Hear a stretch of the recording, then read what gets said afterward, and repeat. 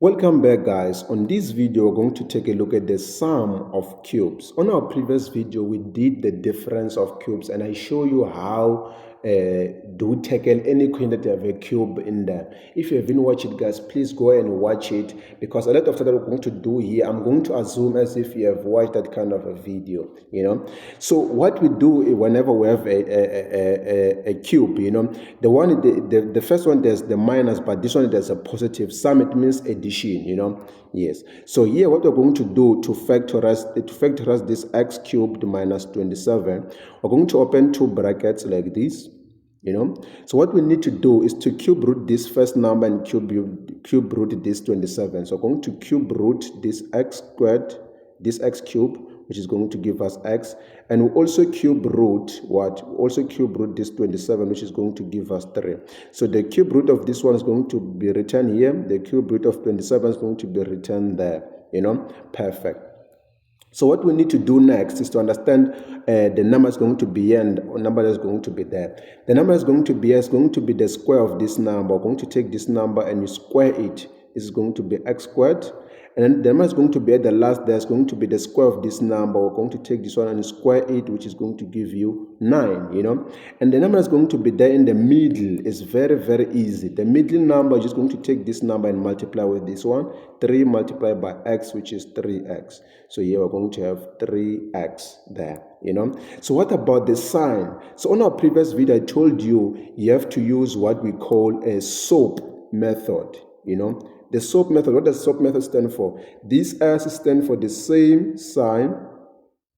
This one stands for the opposite signs. And these two stand for always positive. Always positive.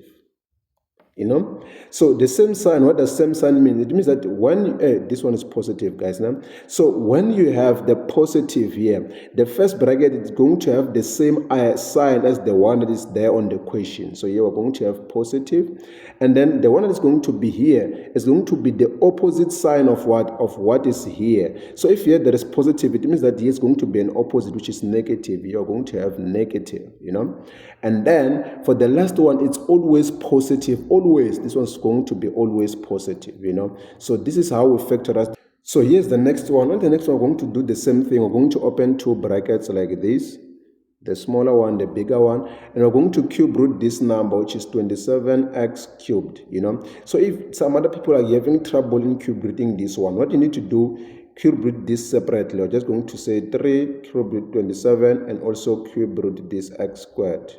This x cubed. Now, so when you cube root this, you're going to get 3. When you cube root this, you're going to get x. So when you multiply them together, you're going to get what? 3x. So it means here you're going to have 3x when you cube root this 27x cubed, So we're also going to do the same thing with 125. Take your calculator and just cube root 125, which you're going to get 5. So here we're going to have 5, So the next one are very, very easy. The number is going to be the number that is going to be here and also here is going to be the square root of this one.